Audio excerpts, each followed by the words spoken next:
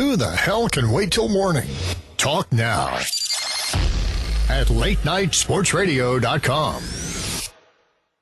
Millionaires are being made all season long at DraftKings.com, America's favorite one-week fantasy football site. 1 week fantasy means no season-long commitments, Claire. Play whenever you want, which I know you love to do. Got an injured player? Not a problem. At DraftKings.com, it's like a new season every week.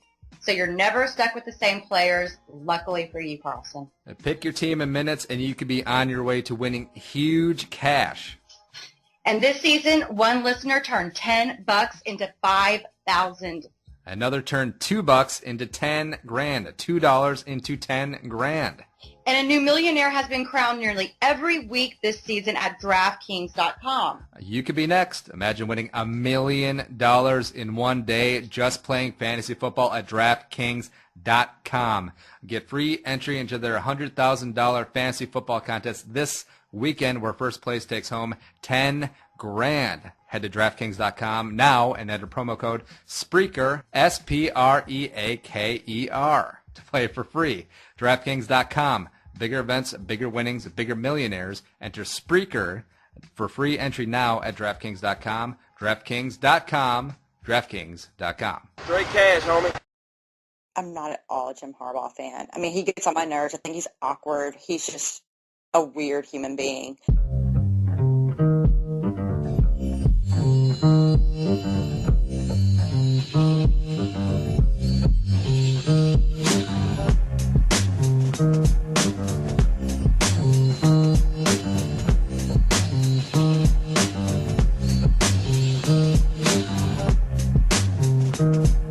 And a very happy 2015, another fine edition of the Claire-vs-Carlson show. There are many things you can put in your ears. This is one of them. We're part of the Late Night Sports Radio Network, latenightsportsradio.com. She is Claire. Mike Richardson is Bay Mullins at the Claire Bear 23 NFL Female Podcast and Shuffling Papers in the background. I'm Andy Carlson at Andy Carlson Show, the one with the turkey avatar, purple for the win, football convos, all that good stuff. We can be found at Claire vs. Carlson on the Twitter, on YouTube, on iTunes, on Facebook, all that good stuff. Hi, Claire. Hi, how are you, Andy? Happy New Year. I have a little illness, but it's okay. I feel pretty good. Hopped up on a lot of Dayquil, and things could be worse. Well, things can always be worse. I could be but, a Bama, SEC West fan today. You could be a Buffalo Bills executive today.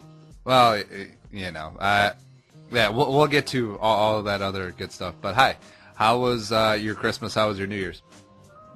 Superb. Life is good. I can't really complain. I've been off of work. I really haven't been off of work. I've been sporadically working because of the way the holidays fell. And Would my you say company that you're doesn't. a migrant worker? Kind of, yes. My company doesn't recognize the 2 weeks that I think most Americans have grown accustomed to having off. So we just had the 2 days, Christmas Eve, and then New Year's Eve and New Year's Day. And supposedly you're supposed to be working the rest of the time, but really, come on, man. No one's really, putting forth a effort to get things accomplished. Better recognize, I say. Yeah. So, it's been cool. It's been lazy. I've been doing a lot of nothing, and that's been exceptional. And how are you? I'm fantastic. Just getting over this little bug, but I had a very solid Christmas and New Year's. Ate too much as per usual. How'd you ring in the New Year? What does Claire do on New Year's Eve? Swoon. Claire went to the Rockets game where they played the Hornets, and James Harden set a new career high in three-pointer made, and that was fun. Yeah, so that's how I rang in my New Year, except for that I was home by 10 p.m. and just getting, get off my lawn about the fireworks people. Can we just cool it with that? Yeah, I kind of forgot that was a thing, to be honest, the fireworks to ring in the New Year. I mean, this is the first year in our new house where the neighborhood actually had people shooting out fireworks. I didn't realize that was a thing. I thought that was a whole Chinese New Year thing. Well, I think it depends. There are certain cultures that really, really they overindulge on the fireworks. So rednecks, okay. You can say rednecks. No, it's not even just the rednecks. Down here, my friends, even my friends of Hispanic heritage, joke that it's a Mexican thing. Mm-hmm. That Mexican people really like the fireworks. And, it's the South. We're pretty close to Mexico. There's a lot of people from Mexico down here, and I love them. I love Mexicans. They're great. I love, the multiculturalism and the hotbed of, different types of people and different food and different everything. But keep your fireworks on the down low because I just don't want to hear it at 3:45 in the morning on New Year's Day. I don't. We're already 4 minutes into the show, and I already found the tag for the show, so that's going to be awesome. But, yes. Yeah, all right, so no fireworks or Claire. Get off my lawn. Ain't nobody got time for that. Pretty much, yeah. So anyway, Happy New Year. Hi. And I alluded to the turkey avatar, but to explain it fully, paying up on our NFL pick'em bet, I have the Jive Turkey as the avatar up until right after the conference championship games. So about, 2.5 more weeks? Something like that. Mm-hmm. Mm-hmm. And yes, also, sir. I have news that our second wager, I also came up short. Claire was 51-26 from week 14 on, and I was 47-30. So I also have the whiteboard punishment where I take a picture of myself holding up a whiteboard saying that, Claire is the greatest hootenanny in the whole South, or I don't know, something. I'm just going to go ahead and put this out here. Your New Year's resolution for 2015 should be to not enter wagers with me. Oh, please, son. Besides, that won't be a big issue going forward. All right, fine. All right, we'll keep that on the down low for now. But we have a whole lot to talk about. A whole bunch of college football. NFL wildcard weekend is coming up. Coaches be moving around. Claire wanted to talk about poop talking for some reason. And NFL MVP. Is it going to be J.J. Watt or Aaron Rodgers? I have a pretty strong opinion, and I think Claire does too. Do they line up? I don't know. We'll find out when we get there. But first, college football. Yesterday, New Year's Day, was bananas, Claire. It was killer. I mean, it was just nonstop, crazy football, awesome, and I couldn't get enough. I was bragging on Twitter that I laid in bed yesterday for well over 12 hours and did nothing but watch football. And it was amazing, and I don't regret a second of it. I would do it again, and that was a good day. That was a really, really good day. Now, what did you do for sustenance while you're laying in bed like an invalid? Well, I do this thing when I'm not working where I just go to the store and get one of those big deli trays that has crackers and meat and cheese on it and a bag of grapes for, vitamins or whatever.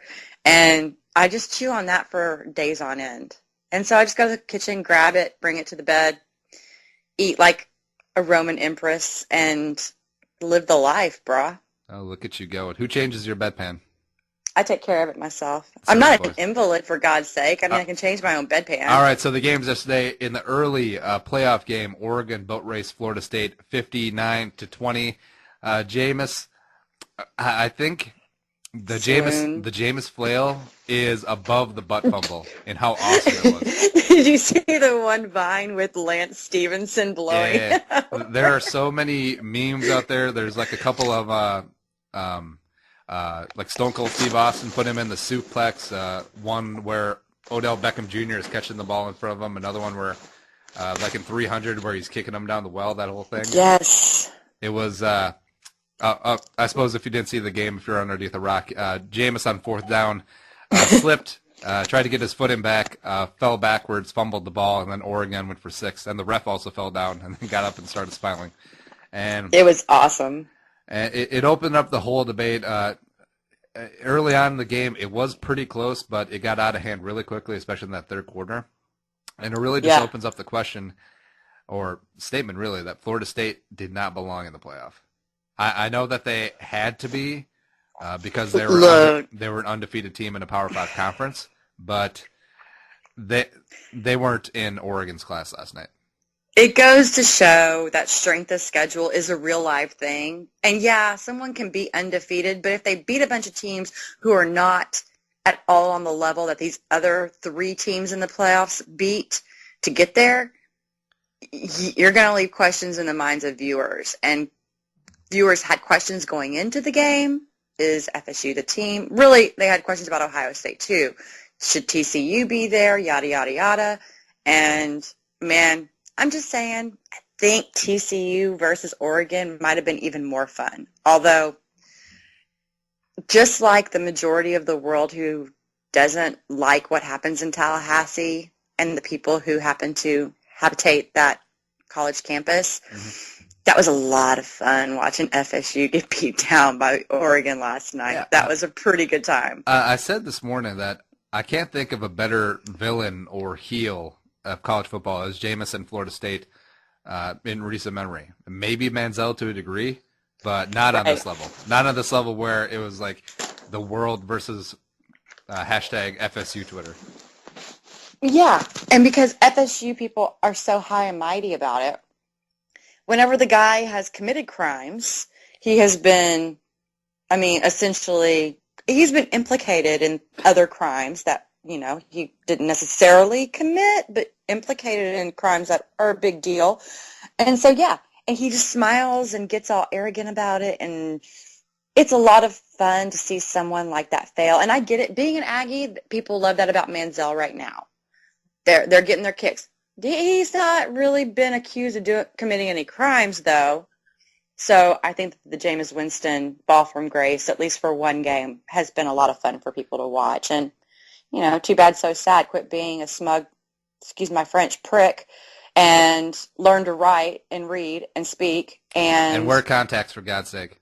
Good Lord. Quit squinting. If one of your boosters isn't going to get you LASIK, come on. They can afford the $2,000 cash. Yeah. And it was hyped up as the 1 and 2 quarterbacks, number 1 and number 2 overall, Mariota and Winston, even though Jameis hasn't officially declared yet. I don't think Mariota has either, but it looks like he's going. And it turned out to be kind of Mariota looked okay and then got it done in the end. Winston had a lot of ups and downs, but did make some big boy NFL throws. And he did. I don't know. I'm really not in love with either. If I'm Tampa or Tennessee, I don't envy them right now. I'd probably go on the talent factor in the NFL. I'd probably go with Winston just because Mariota is, I think, going to fall victim to that collegiate one-read sort of offense that doesn't translate to the NFL. Winston seems to go through a lot more progressions as a quarterback than Mariota does, and he makes the throws. But at the same time, Winston has those character issues, and you're like, how is he going to handle this? Because you just saw what Johnny Manziel did at the NFL. Oh, yeah, we'll get that. I'm so sorry, Sorry for being a jackass. Sorry for partnering. And then tonight I'm going to have a party at my place, guys. Be there at 11, bring your stripper hose, and we're all going to get down. Whatever. It makes you wonder how Winston's going to translate into the NFL, even though he is an unbelievable talent. Yeah, if there was no off-field issues with him, if Jameis behaved like Mariota off the field, he would be the clear-cut number 1 pick, right? I think so. I really do. If there were not questions about his personal character, he's the guy. But there are questions, and you can't get past those. Speaking of character, one from each side last night, FSU not shaking hands, big deal or no deal? It's not a huge deal, although it just didn't help their image at all, in my opinion. Yep. If I am Jimbo Fisher, I'm ensuring that those guys do everything possible to help their image. And it doesn't seem like that was a thing to them. See, I also think that Jimbo doesn't really care.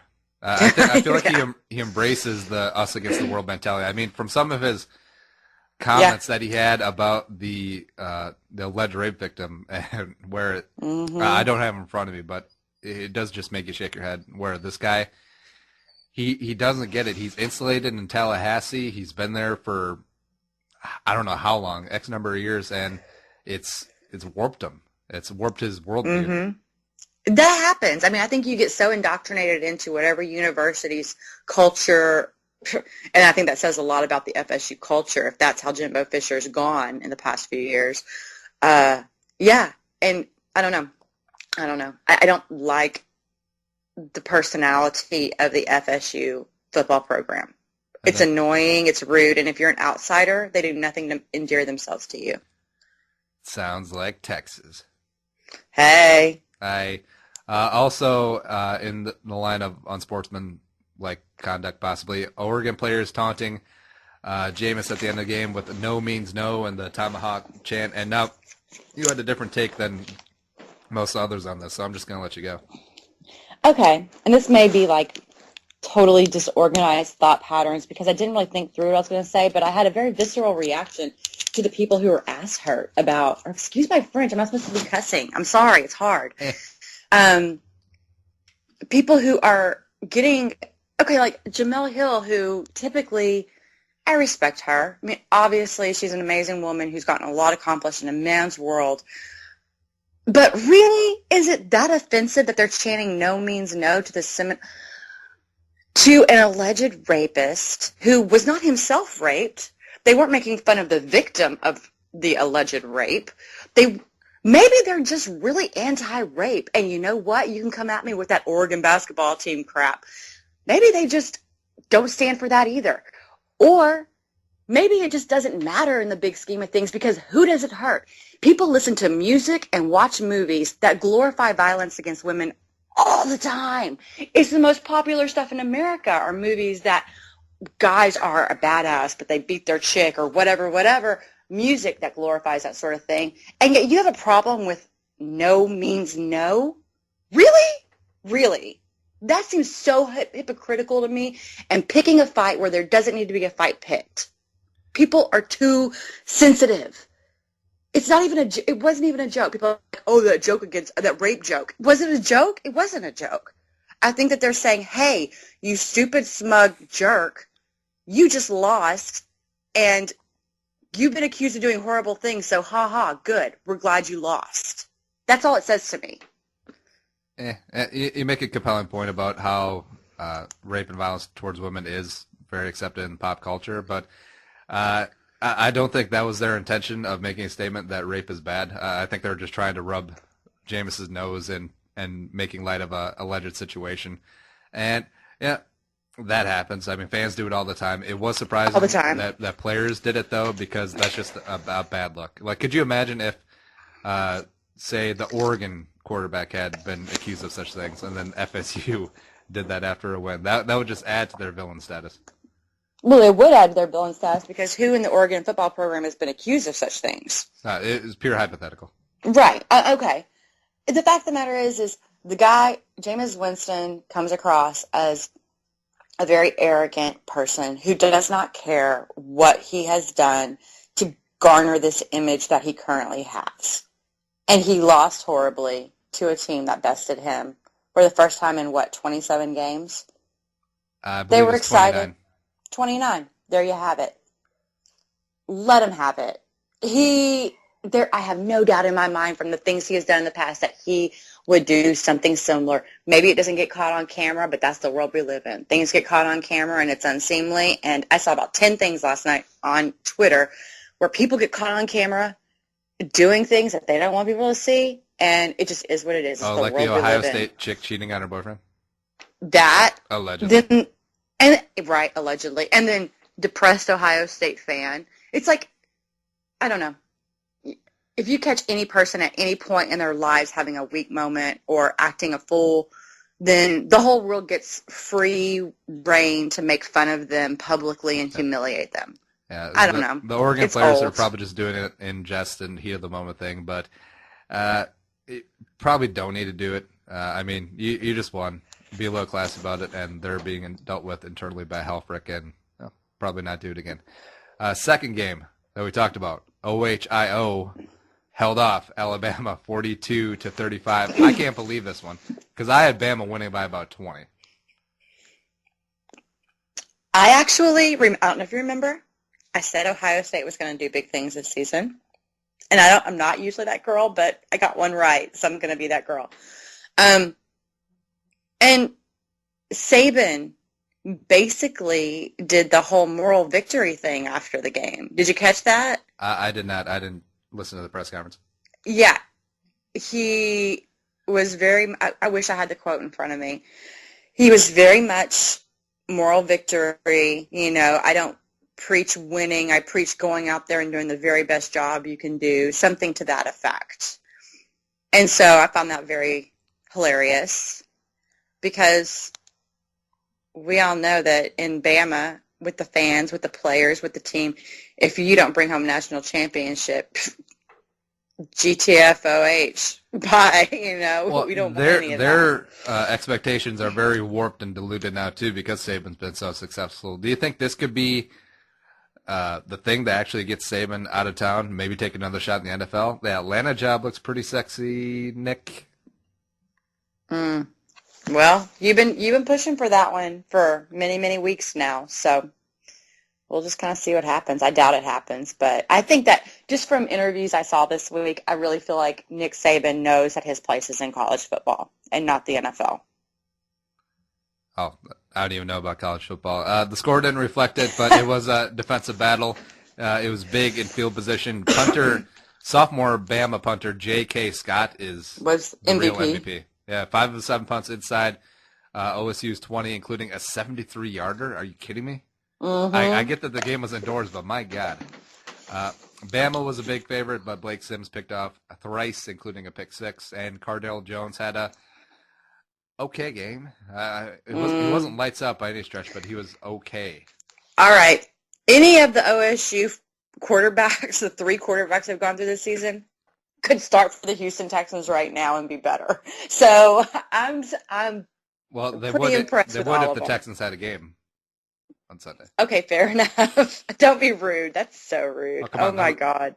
You can't leave yourself open. You got to protect the body. I'm heading up to Minnesota and kicking ass because this is just wrong. I don't deserve this treatment. Good luck. But yeah, it is funny and interesting to see what happens next year because Urban Meyer's been adamant that Braxton Miller's going to be back next year as, a running back? Maybe. And then J.T. Barrett has this almost... JT! He had a late push for the Heisman consideration. He really did. Which sucks for him. And I don't know, Cardale Jones, if Cardale Jones wins 3 straight games over 59-0 over Wisconsin, this game over Alabama, and then if he somehow beats Oregon in the national championship game, how do you sit him next year?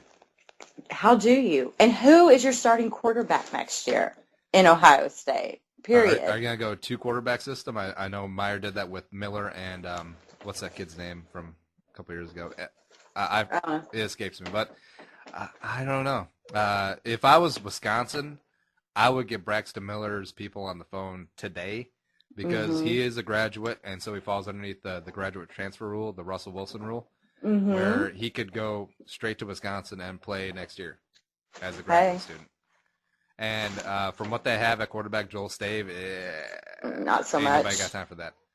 But J.T. Barrett is going to be interesting to see what he does because, I don't know, that would suck to play so well and then lose out to a guy who just played a little bit better in big spots.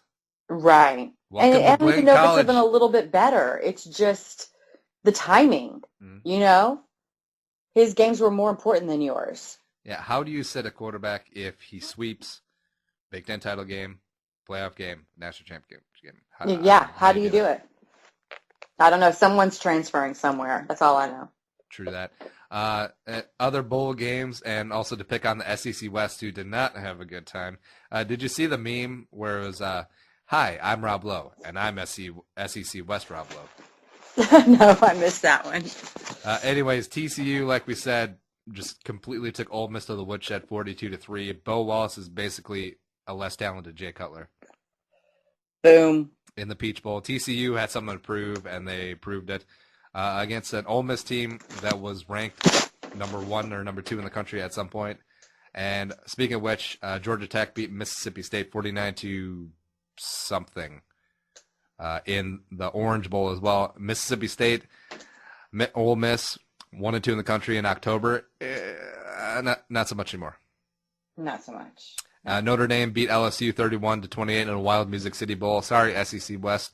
Marshall, in an interesting game, beat Northern Illinois 52-23 in something called the Boca Raton Bowl. Whatever that is. I think Marshall is going to be a force in 2015, especially if they run the table. They'll have to be in the playoff consideration next year. You think so? It's very possible, especially if Cato comes back. And then my fun one, Memphis 55. Memphis 55, BYU 48 in something called the Miami Beach Bowl. The Brawlin' Mormons. That was awesome. I mean, they totally I didn't know Mormons got down like that, yo. I mean, I thought they were like passive and stuff, but no. They're I legit. want to know is how come it seemed like a good portion of these bowl games were very chippy, and it doesn't. I love it. It's like I love why it so are much. you getting after it? It's an exhibition game. It's just a bowl game. You're supposed to just enjoy your swag bag, enjoy your buffets, and just get on with it. I love it when they don't just enjoy their swag bag. I mean, really, whenever you go out there and you're fighting for a victory, yeah, I don't know. And by the way, I think it's great. Sorry, I need to correct myself. Rakeem Cato is a senior, so he won't be coming back. So bye, Marshall. Aren't you sad? I am kind of sad. I don't know if he'll make it in the NFL though. He's like Teddy Bridgewater's side. Oh, maybe we can get him as a backup. Teddy. Oh, there you go. We'll get the Teddy. And also rounding out big games yesterday, Michigan State 42, Baylor 41 in a wild back and forth. Good. Ain't nobody got time for that Cotton Bowl, and you should have gone to that game. Yeah, that was a really good game. But no, I don't really want to see Baylor because Baylor is a bunch of, well, I won't say that. What about here. Shawn Oakman? What about him? Apparently, Dude is Debo huge. is there at the game ready to play. He's like a grown-ass man. He in is a grown-ass league man. He literally young looks like children. he's 35 out there. He really did. He was so big. Oh, my God. He like, ref, I don't care what the call is on the coin toss. We're taking the ball. Also, did you see the kicker, the Baylor kicker, get lit up on that block kick? Lit up. Oh, and it was so funny. He came to Twitter a couple hours later and was like, hey, I'm alive. Whatever. Thank you for supporting. It Yada, seemed yada. funny. There was a parody account of the kicker like 5 minutes Just after. called Baylor Kicker. Yeah. Baylor Kicker. It's funny. And wrapping up the bowl season, the Gophers got destroyed yesterday by Mizzou in the Citrus Bowl. Mizzou's a good team, bro. 33-17. I don't know. Matty Mock is garbage. I mean, first of all, we got beat Your by a mom guy is named Matty. garbage. Matty. Not even with 2 T's, Well, 1 T. Matty Ice. Oh, I always thought that Matty Rice would be a good name for an Asian quarterback. Well, that was your racism coming out, not mine. Not really racism. It's more observational humor. Anyways, talking about your people. Not white people, Texas A&M people. So Yeah, Texas well. A&M beat West Virginia in the Liberty Bowl for some reason, 45-37. Where's the Liberty Bowl? Is that Memphis? Memphis, Tennessee. Memphis, Tennessee. And in that game, highlighted by student assistant Mike Richardson smacking West Virginia players twice in the head, permanently dismissed by the program by someone. How stupid can you be? I realize that it's the Liberty Bowl, but there's at least 2 cameras there. I cannot, with the amount of stupidity that entails. I cannot. I literally cannot. And here, I got a little pissy on Twitter about it. But the thing is I don't ever I know me, right? It's unconscionable. It doesn't happen, but it did this one time. I don't go at anybody about their stupid teams, people's doing stupid stuff. I'm not all hanging out on Twitter telling FSU, hey, look at your rapist, dumb quarterback. I'm saying, don't come at me. I didn't do this stuff. That's just the team I cheer for. I'm not out there punching kids in the head when they're wearing a helmet. God. So anyway, that gets on my nerves, and I just had to get it out there. Speaking of nerves, we got to take a break. We'll be RB, and we'll come back with some more of Claire venting about poop talking and NFL coaches moving, and who's going to be the NFL MVP. Is it going to be JJ or A-Raj. no, is that his name, or I just call him the guy that Sue stepped on justifiably? LOL. All right, Claire-vs-Carlson, BRB.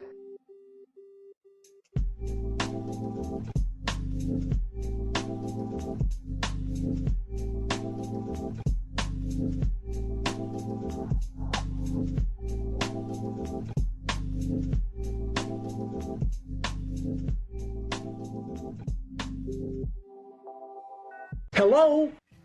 For daily conversations with the players, coaches and contributors that make this game great. Regulators, mount up! We're coming! Football Convos. Visit footballconvos.com or visit us at iTunes.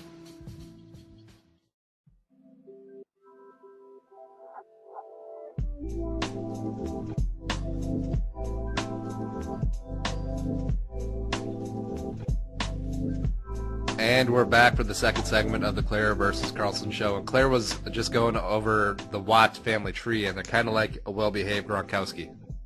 It's for Andy doesn't get it, but some of you guys will. It's like the South Park episode with the alternate universe where there are evil Kyles and evil Stans, but the nice Eric, and they have mustaches. The Watt family is the alternate universe Gronkowskis. Kinda. And done. Bing. Didn't the Gronkowskis have a reality show? Did they? Or I've never heard of this. I think you're making things up. No, I could have sworn it was going to be called Growing Up Gronk, but maybe it got axed. Wait, I remember Growing Up Gronk. But I never saw it, but I remember hearing about it. Maybe Belichick was like, Rob, no. you did not do the show. No, more like, Rob, if you do this show, I'm going to axe you. I do a mean Belichick impression. I can tell. Oh, Tom is just on the questionable injury reports, the calf. And we're moving on to Cleveland. All right, speaking of the Watts, let's skip to the NFL MVP discussion. J.J. Watt is the NFL MVP. I don't care what anyone says. Aaron Rodgers is. Boom. He's fine. But the Texans, 9-7 this year with Fitztragic, Mallet, Savage, and Keenum at quarterback. Aaron Foster banged up at times. Andre Johnson not giving two hoots at times. And at times. J.J. Watt was the reason that they're 9-7. Without J.J. Watt, they would have been 4-12.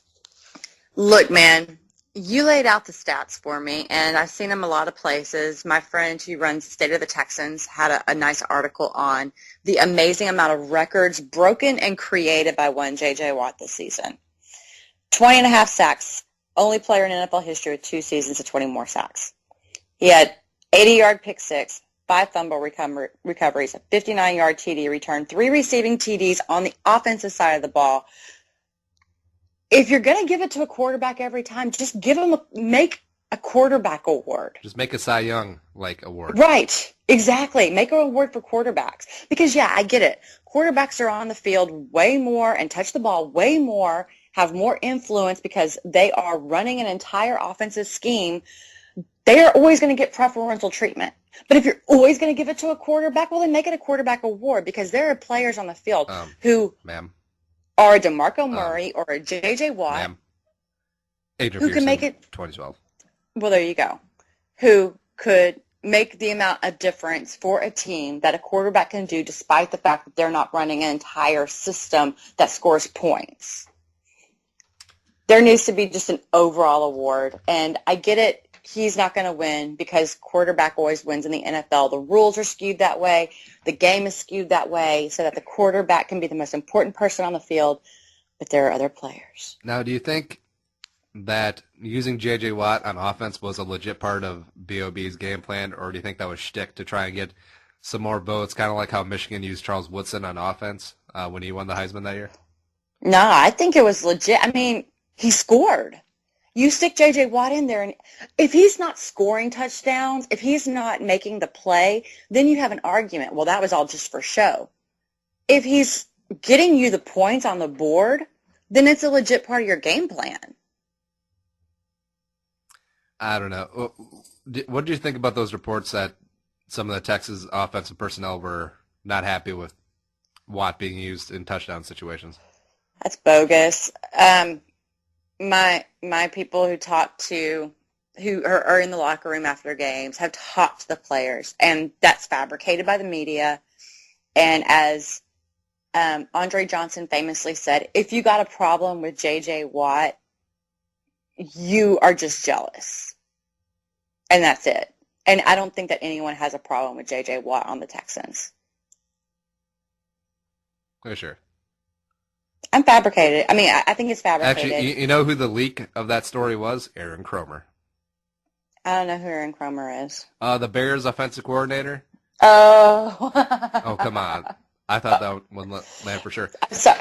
Well, it was one of those fly-by-night names. I wouldn't have known it unless he was in the news last week, and I've already forgotten it. All right. Speaking of J.J. Watt as tight end, I picked up a little nugget. Glenn Mason does stuff for the Big Ten Network and also comes on KFAN up here in the cities every week for a segment. And of course, he used to be the coach of the Gophers, and Yeah. he's telling the story of J.J. Watt, where he had J.J. before he went to Central Michigan and then eventually the Badgers, committed, signed to play for the Gophers as a tight end. Boom. And, I mean, Mason obviously didn't know that he was going to blow up and become this perennial all-pro defensive player. No one but, knew. I still think he would have made a pretty damn good tight end, too. Yeah, well, he was going to be a backup tight end over at Central Michigan, but then he was, I want to start. And wherever he can find a starting job, he went to go start, and D-end was the thing. And apparently he had an amazing defensive coordinator, I forget his name, at Wisconsin, who taught him from start to finish. There you go. No. How to be a defensive end. And it stuck. The guy's amazing. And people are like, oh, you're biased. The fact of the matter is, if you watch every Texans game of this season and you see what a difference he makes on the field, it's impossible to detract from what he accomplishes every game. Every game, he gives it like 1,000,000%. Because you guys would be 4-12 without Watt. Probably. Yeah. Probably. Been there, done that. Speaking of without, Detroit was almost without Ndamukong Suh heading into the wild card weekend versus Dallas, but nope, just kidding. Suh stepped on Rodgers in the Week 17 game, Detroit at Green Bay. Was initially suspended for the playoff game, reversed on appeal by Ted Cottrell, brought down to a $70,000 fine. Suh's excuse said that his feet were numb and couldn't tell the difference between Rodgers' leg and the ground. And we've all seen the video and the Vine like 1,000,000 times. I don't know. I don't know, man. It looked like he was moonwalking up on Aaron Rodgers' leg.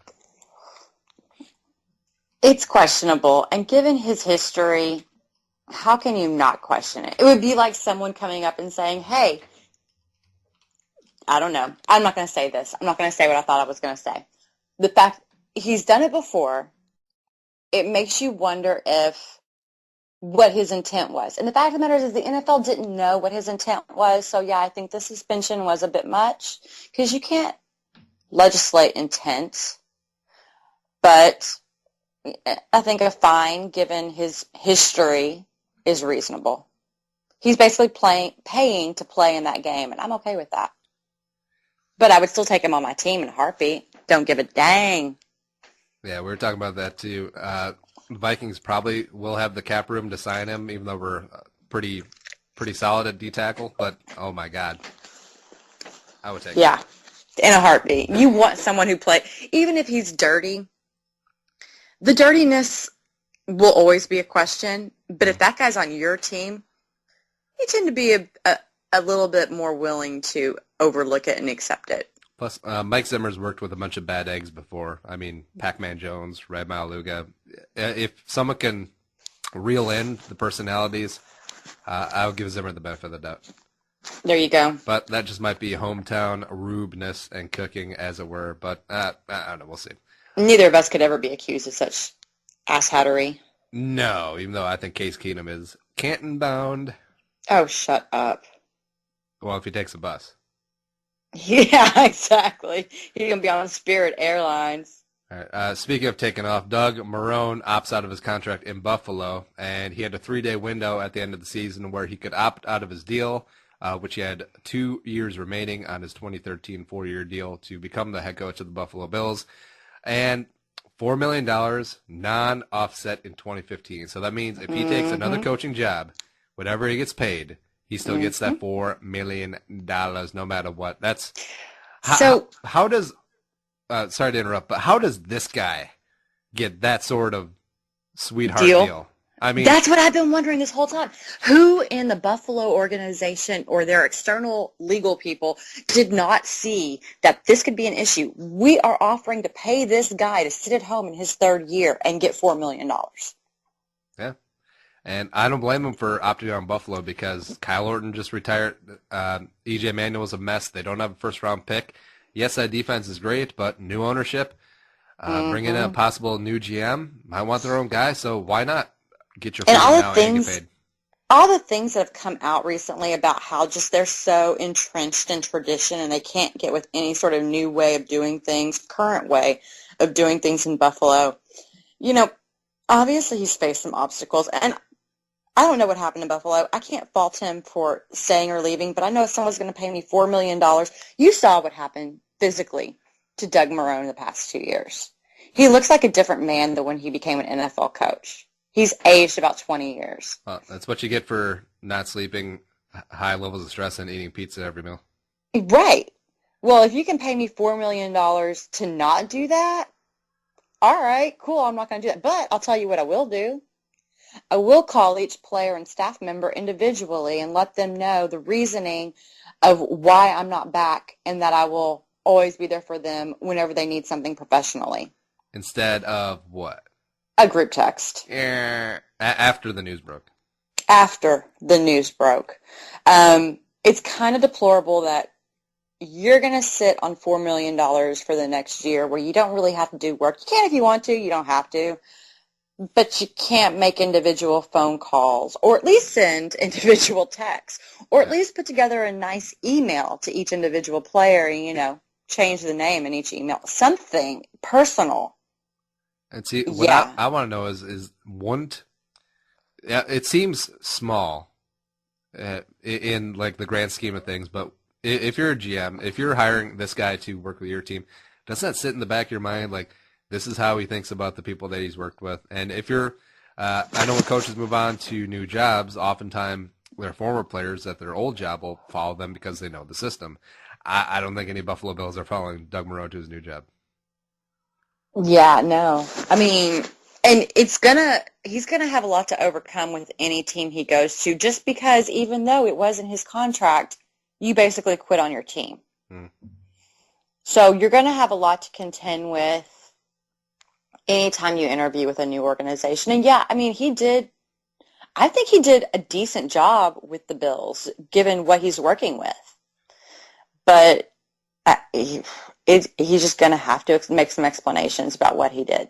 Yeah, and if he moves on to the Jets job because the name has been linked to New York, it's what does that really say? It's like, I'm upgrading my quarterback position because I'm taking on Geno Smith. Let's go.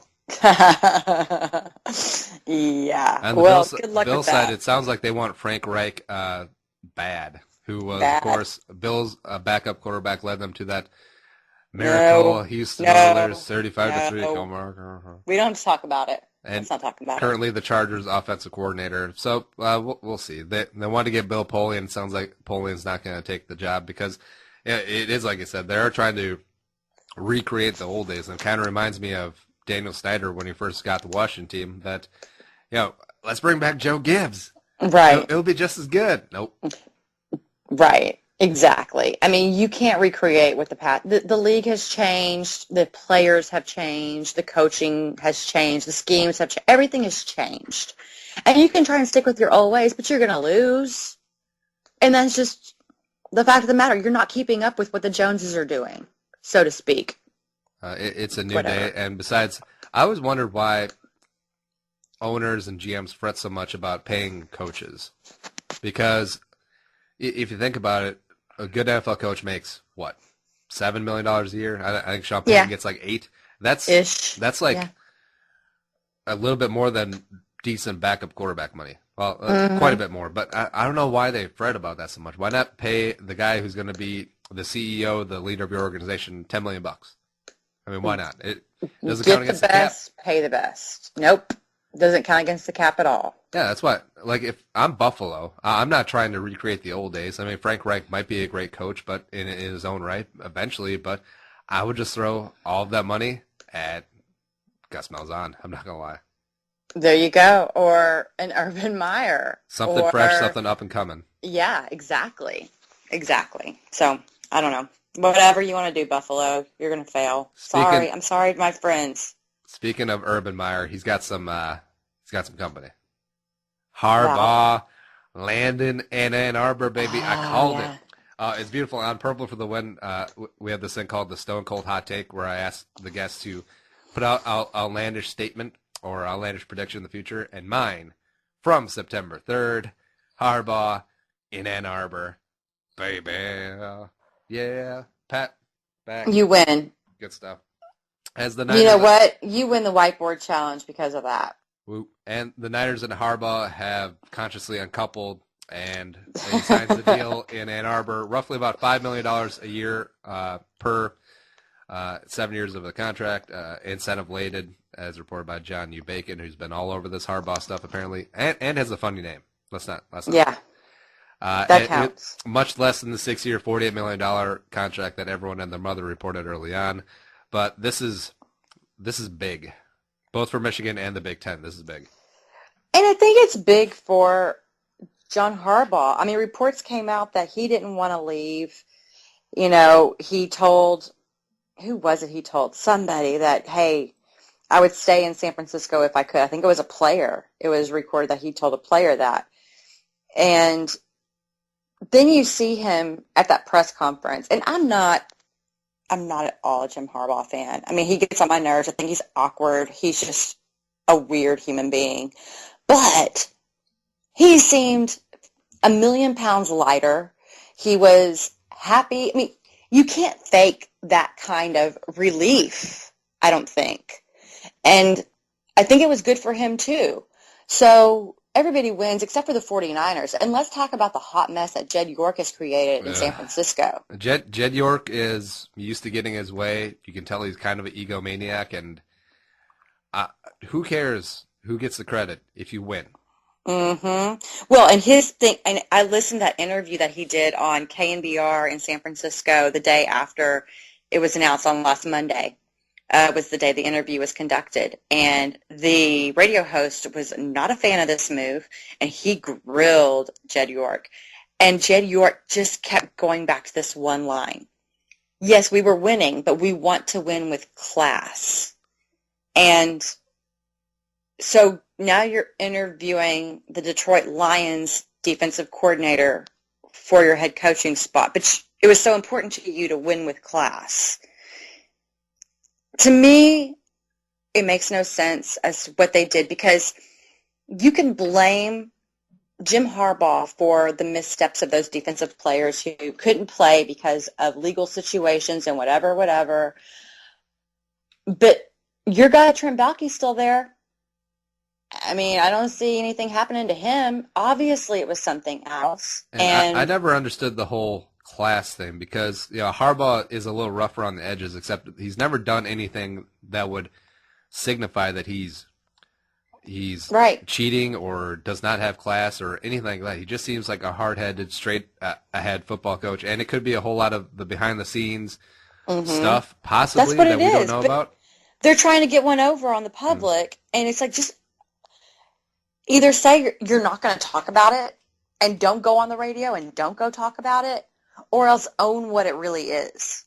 Because this facade is fooling nobody, and everyone just grows to question you and distrust the way you're running this organization. But, that ain't my business. I don't live in San Francisco, and I don't really care about the 49ers. And I do feel bad for 49ers fans, because I know it was a down year this year, two NFC title games as well as a Super Bowl appearance. Mm-hmm. Whoever you get in there ain't going to be better than that. I'm not going to lie. And ain't going to do it. Rex is supposedly going to be interviewing for the job, and I love Rex, but when you say Rex Ryan, classy is not the first word that comes to mind.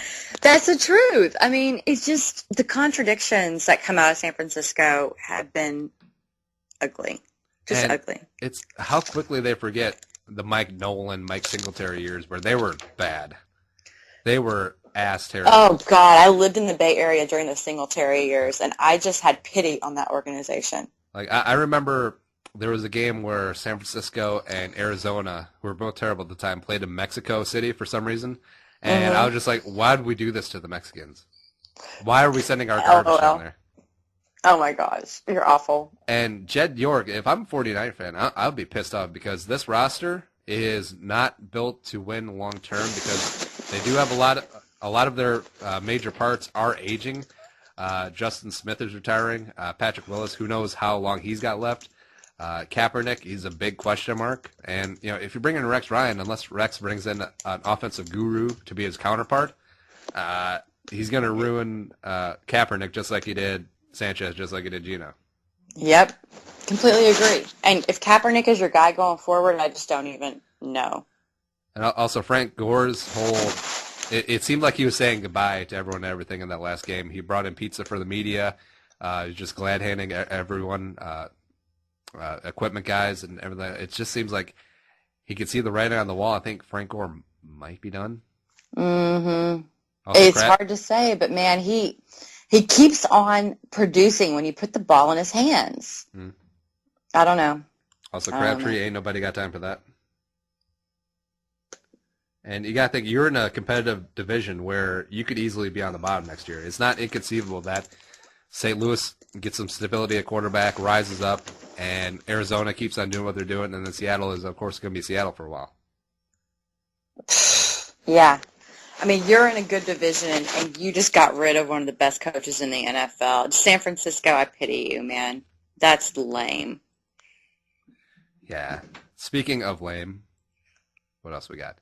Oh, Me? Manziel and Gordon. Oh. Oh, my God. Really? I can't. I washed my hands of him. I can't do it anymore. All right, so I can't defend him. I can't do anything for him. All right, so here's the timeline of what we know. Johnny Bay Manziel threw a party Friday night, allegedly. Gordon attended and then was suspended Saturday for the Browns' Week 17 game for missing a team meeting, which is fine. Also, the big thing with Gordon, since he was suspended the first 10 weeks of the year, he loses a year accrued towards free agency, which is big for him. Big. Still on that rookie contract since he was only active for 5 games, or not suspended for 5 games, however the wording is.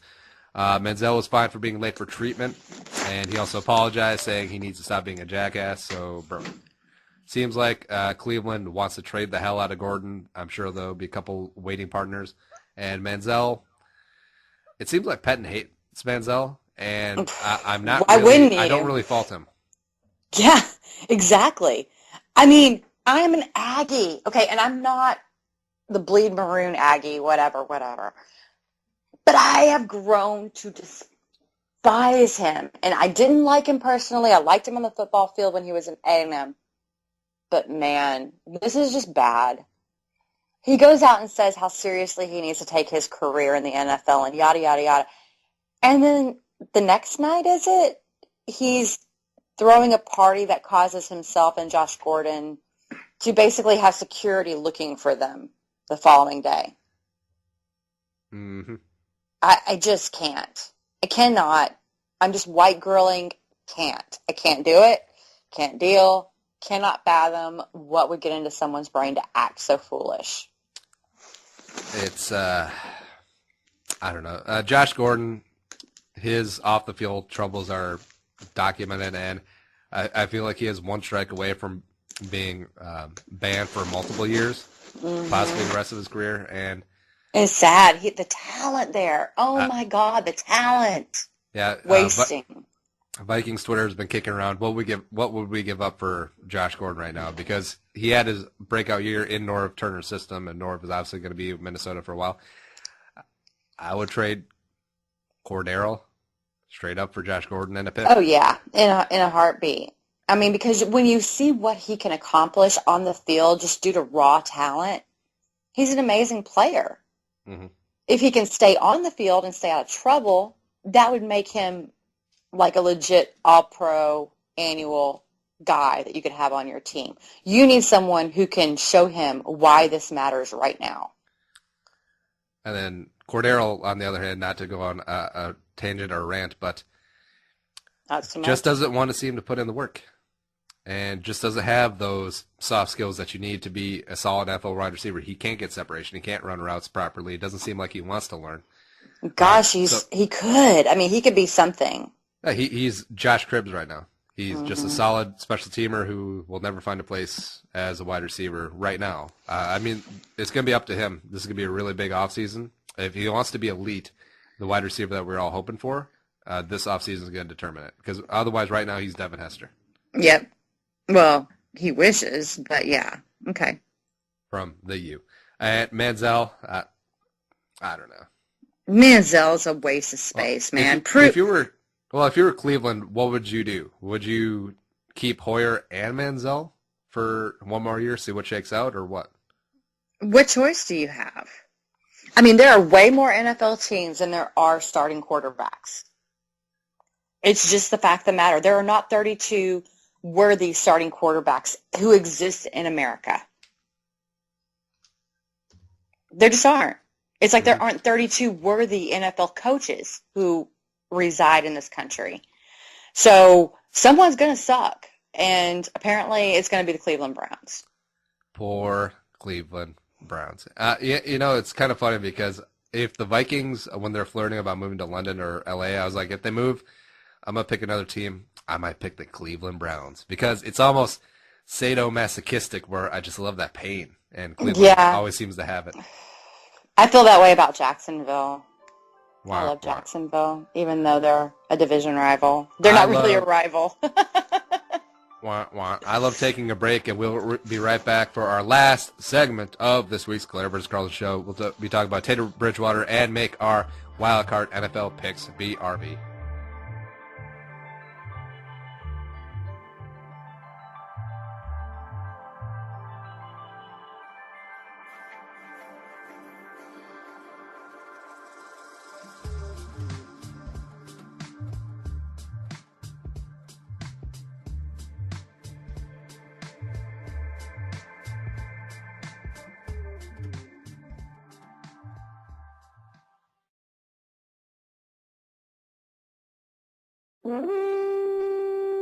The Purple for the Win podcast is your one-stop shop for the team you hate that you love.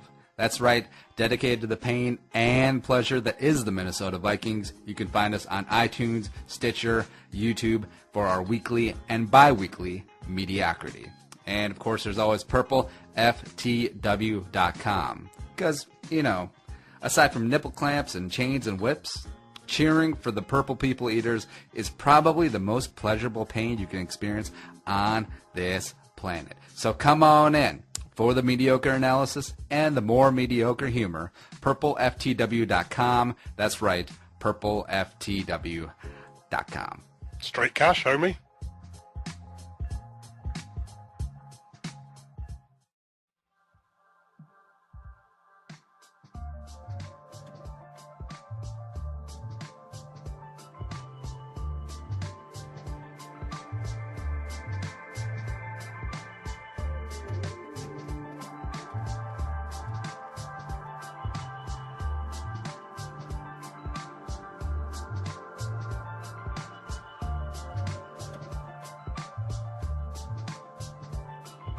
And we are back for the final segment of this week's Claire vs. Carlson show, and a lot of interesting stuff going on. I found out that Claire will aid and abet the securing of alcohol to underage minors.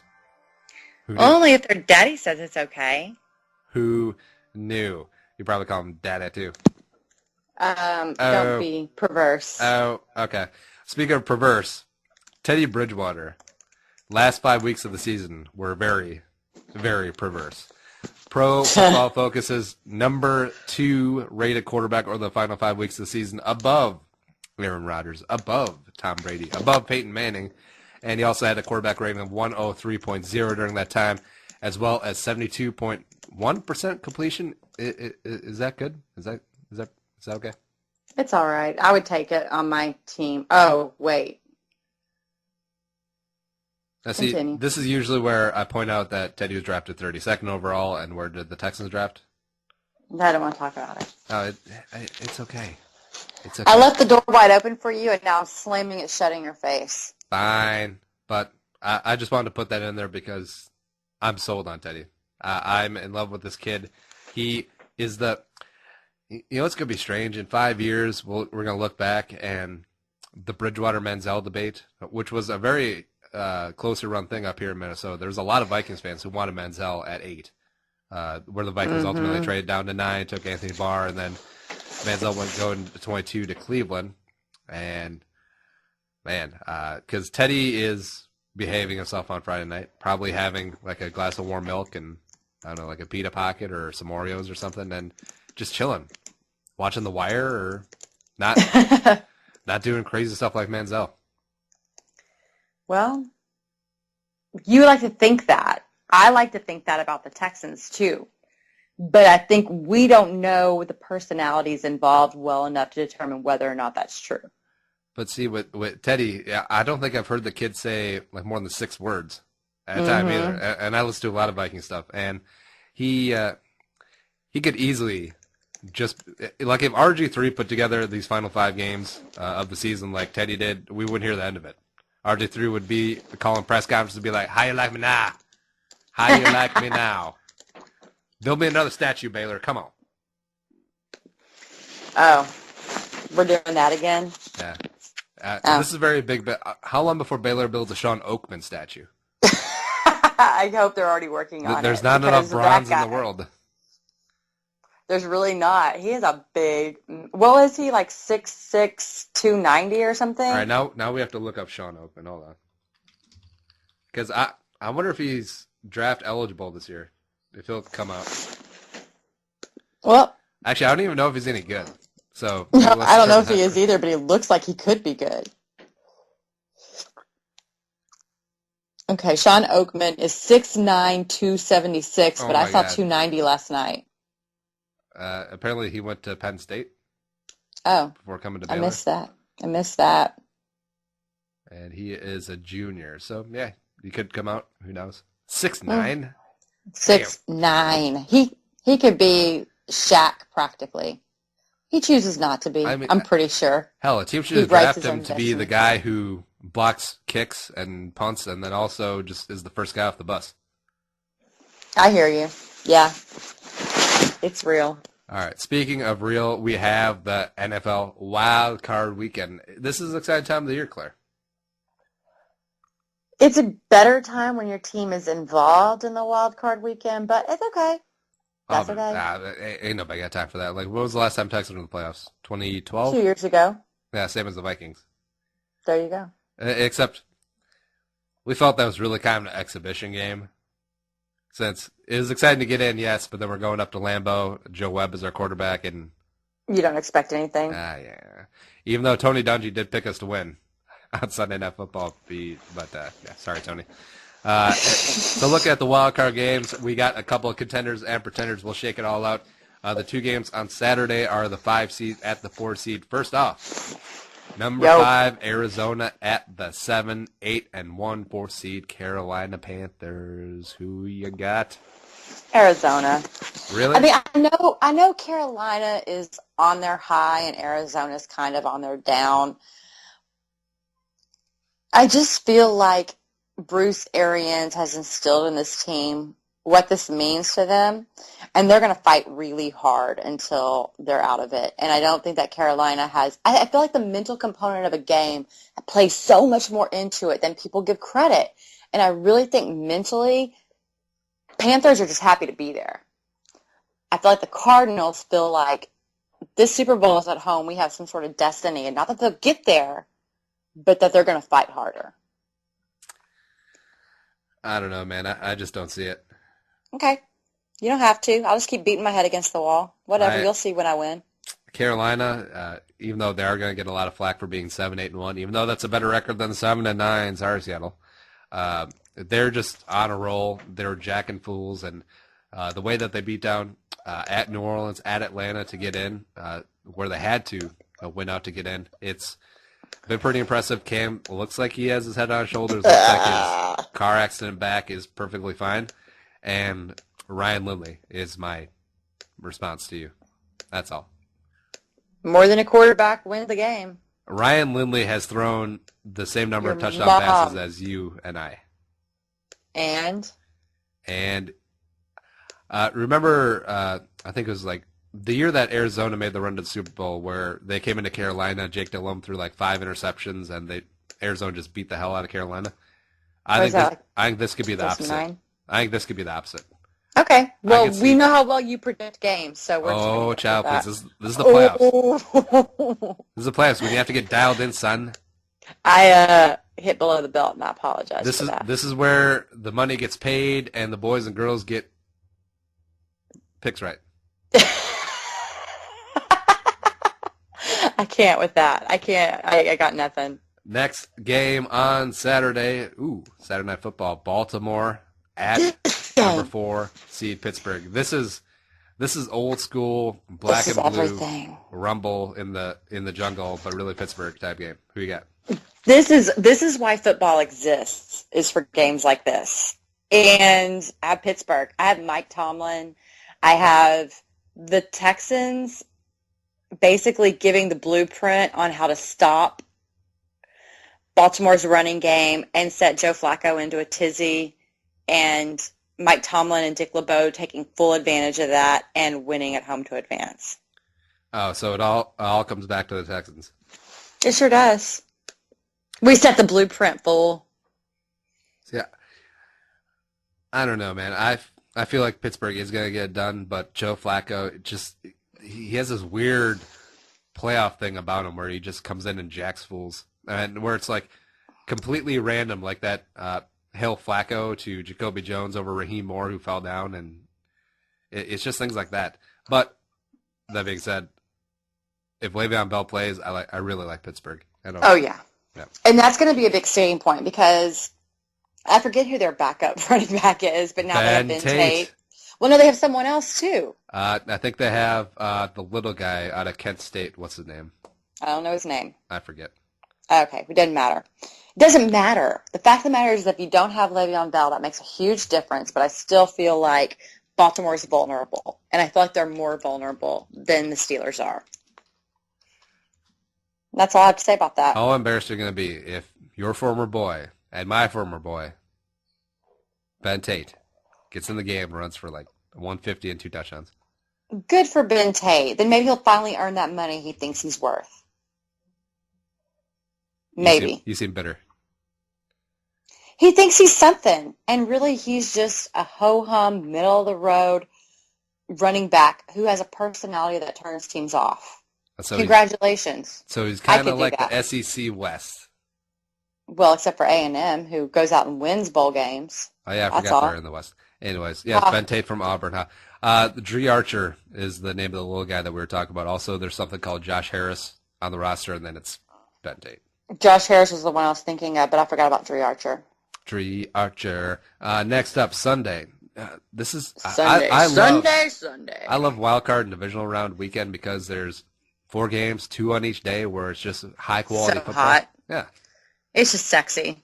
It's pure sex. Yeah, it's like New Year's Day and the bowl games, just except twice. Hot, except for they're better. Fine. Cincinnati, LOL Andy Dalton, and LOL Marvin Lewis in the playoffs at number 3 Indianapolis, but you have a wrench to throw in. Proceed. Indy's not that good. They're just not. Half of the games they won this season, they won by pure, no pun intended. You can't make the joke without saying his name. They won on luck. I thought you were going to say they won on pure Trent Richardson. Oh, well, that too. I'm sorry, but if you go back and you watch Indianapolis games, they aren't that good.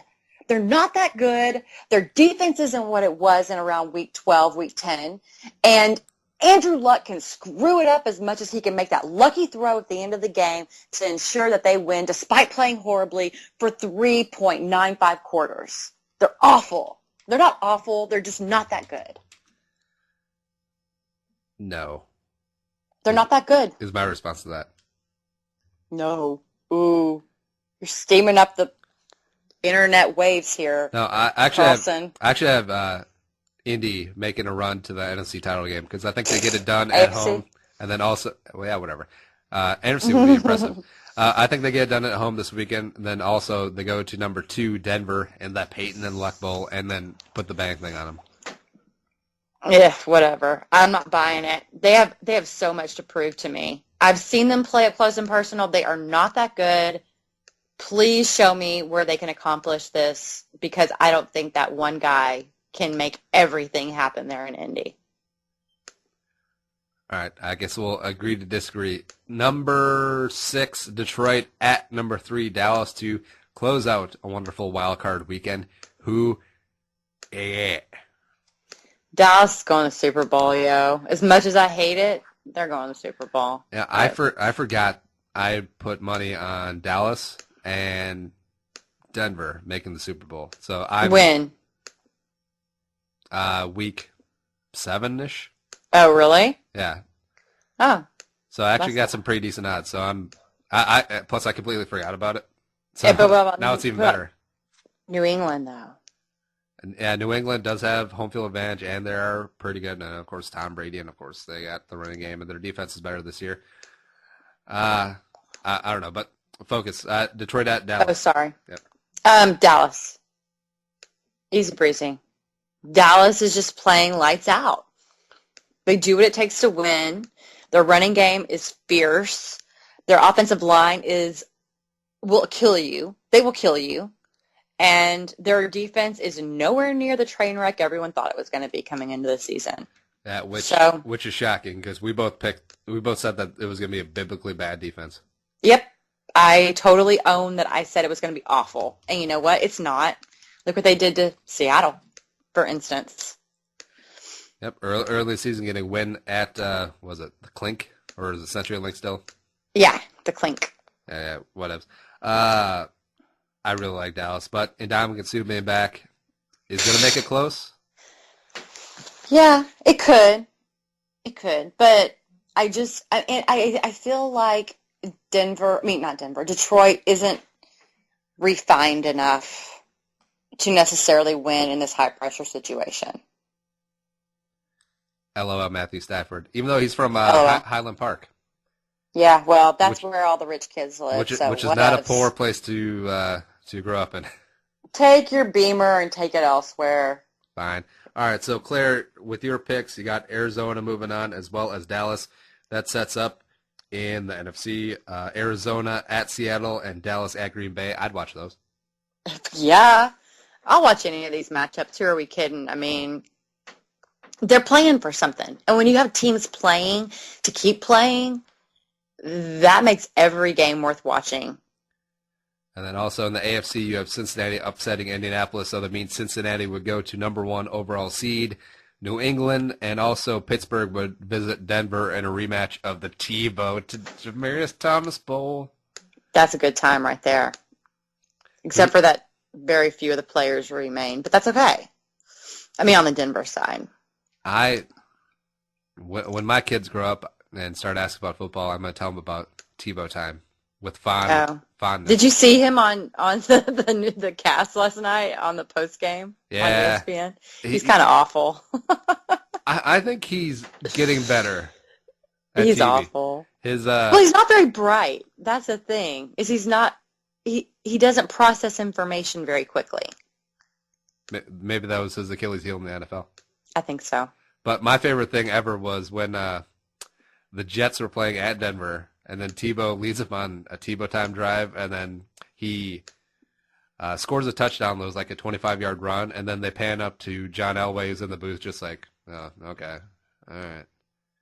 Hey, I guess we're winning. All right. Right? I guess we keep going with this until we lose. I don't know what to do. All right, and let's see. My matchups are Carolina at Seattle, Dallas at Green Bay, Pittsburgh at New England, Indianapolis at Denver. I'd watch those. So who are you picking to win games? Hey, we'll get to that. We have plenty of territory to scorch up in these last couple weeks of the Claire-vs-Carlson show because tell them, Claire. Tell them what? Tell them. Tell them what? What are we telling them? About your thing. Oh, my thing is that my life is really busy and I can't do this this season. Is that what you want me to tell them? Disclaimer. Claire's trying to say that her life is not as busy as mine. Hello. It's not as busy as yours probably, but I don't know how to deal with all the busyness. No, but Claire is hitting the dusty trail after the Super Bowl, and it's going to be a bunch of sads. But I have a couple of replacements in mind, so we're going to upgrade. Oh. We're going to go younger. Oh, quicker.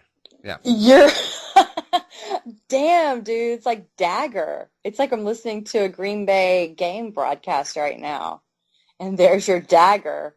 You're going to upgrade with a younger, sleeker model. Ouch, bro. But no, I have to find someone who's like quasi-emo and then watches South Park a lot and doesn't believe in Christmas. And that's going to be a tough bill. Well, maybe you'll just find the newer, better, more awesome Claire out there, and she'll just ratchet up your rankings on Google search until you're big time. All right, so young. blonde, young, hot. Texas fan. Well, you're hot too, so. Well, her name has to be Claire because otherwise the C versus C doesn't work. Could always legally change it. Oh, you're just going to do it like it's nothing, huh? Like we never happened. We were never a thing. No, the other person's got to legally change their name. Oh, well then that works. That works for me. All right, so how many episodes you got left? 1, 2, 3, 4, and then a post Super Bowl? All right, so 5. Yeah, we'll do a post Super Bowl. All right, so for sure. 5 episodes left, 6 including this one. And you got all the stats, Claire. The countdown begins. No. Well, we'll have to bring up some of the highlights. Oh, wait, we don't have any? All right. Every episode is a highlight. You got to listen to the whole show to catch all the highlights. That is true. All right, but we got to get off the field, and we're out of here. Follow us on Twitter. She's at the ClaireBird23. I'm at Andy Carlson Show. LateNightSportsRadio.com. And we're at Claire-vs-Carlson on the Twin Machine as well. So, yeah, this is it. Big announcement. Claire's moving on. I'm going to get another button seat. Might be a dude. Might be a chick. I don't know. Might be a little half and half. I don't know. Oh. No, well, not like... I was going to say like transsexual. Not like transgender, but like maybe 2 people. Oh, okay. Just checking. I was confused. And if you have any hate mail, email them to You keep my email address off of here. All right, mister? At xxx.com. All right, so we're out of here. Say goodnight, Claire. Good night, Claire. All right, bye, bye. The music was created and produced by Deeb. To hear more of his tracks, check out soundcloud.com/Deeb. In my opinion, that sucked.